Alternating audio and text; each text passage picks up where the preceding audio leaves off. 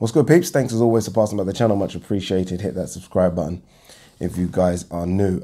Still in a bit of shock about this Jarrell Miller failed drugs test. I'm not in shock that someone's failed a drug test. I mean, you guys know how I feel about this in boxing already. I feel like it's the norm, to be honest with you. But I'm just shocked that you'd get what is a life-changing opportunity. And it is a life-changing opportunity. It really is. I mean, you ain't going to see that money ever again in a fight, ever.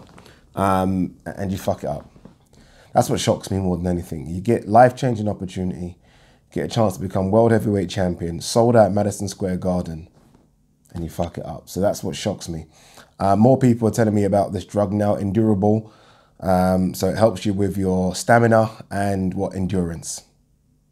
I mean, come on. He's fucked up, hasn't he? This isn't no case of contaminated meat. That's what some of these people are already starting to say. Fuck yourselves, contaminated meat. He has popped. There's no two ways about it. I mean, stamina and endurance. This is a Louis Vuitton drug of boxing. This is. I mean, stamina and endurance. Come on, right? He would have had to dig deep against AJ. You need a bit more stamina, a bit more endurance. We've got Endurable for you. So yeah, he's definitely popped, and it'll be interesting to see what happens. The New York State Athletic Commission are strict. This isn't Nevada or even California. They are strict. So he's in trouble. Fingers crossed it's a big ban, just so it can show all the other boxers that you can't get away with this bullshit. All right, anyway, fuck that. Let's talk about the runners and riders in terms of who is going to replace Jarrell Miller. Eddie Hearn's phone would have been going off the fucking radar. Every manager and promoter that has a top 50 heavyweight in boxing would have called Eddie Hearn offering their services. Because again, it's life-changing money for every one of them, right? No one in that top 50, unless obviously your name is Fury or Deontay Wilder, would have seen the money that's on offer, right? I still think Jarrell Miller probably would have got something around $6 to $8 million, right? No boxer in that top 50 would have seen $6 to $8 million.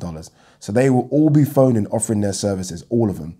The names that we're hearing, I'm hearing like 3 or 4 names repeatedly now. So I'm guessing these are the front runners. Luis Ortiz is the first one, right? Luis Ortiz is said to have been the standby for this. He doesn't have a fight lined up. So it's a fight that can be made. Luis Ortiz will take this at the drop of, take it immediately. You can't put any restrictions in front of him. He would take it.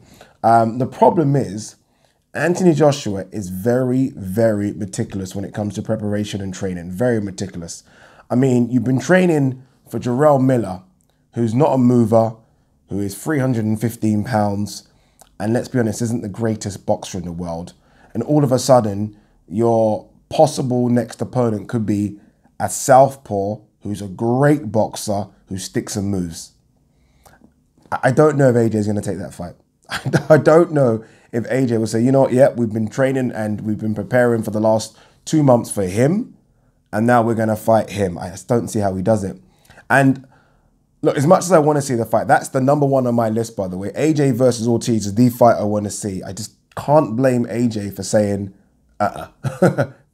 sorry, no, which would be a motherfucker, but I can't see him taking it. I really can't. I can't see him, his management, and Eddie Hearn saying, yep, this is the fight we want. I just don't see it.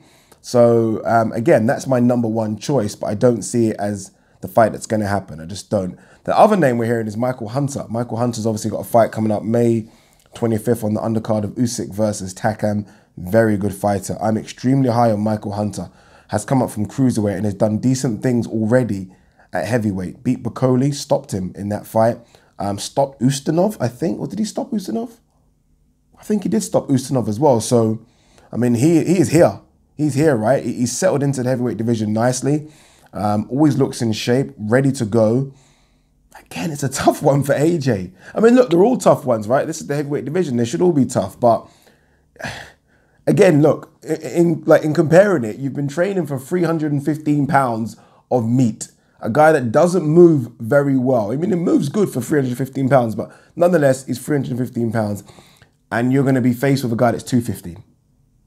that moves and throws. Michael Hunter, I think in that fight with Ustinov, I think he averaged something like 80 to 90 punches around, which is fucking a lot for heavyweights.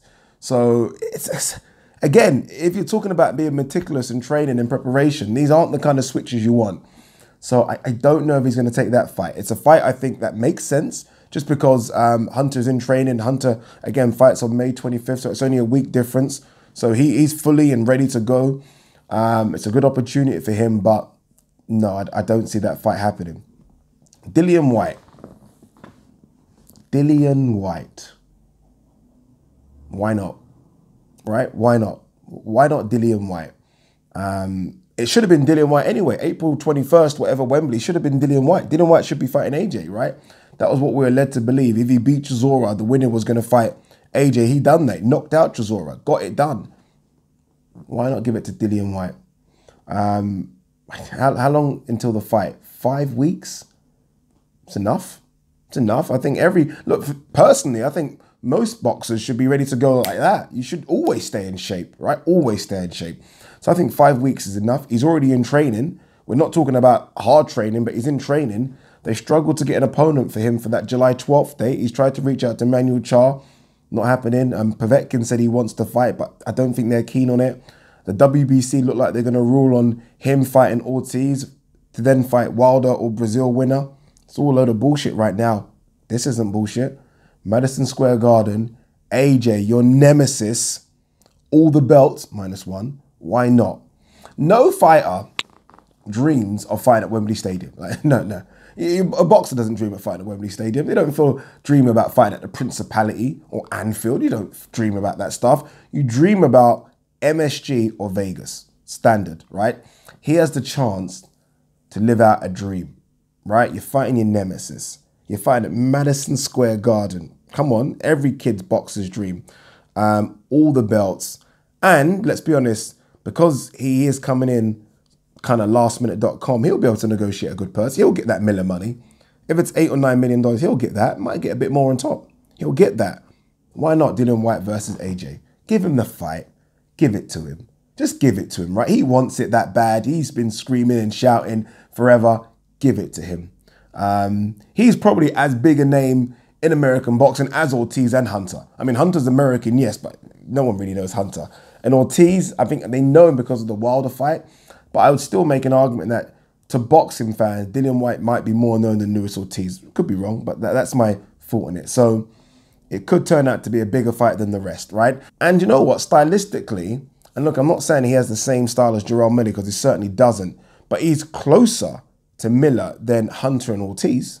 So stylistically, when I talk about AJ's planning for a fight, I mean, this is as close as it gets to Miller. I mean, comparing the others, it's the closest it gets. So why not? Why not? That would be, look, my number one choice is Ortiz because I think it's a good fight.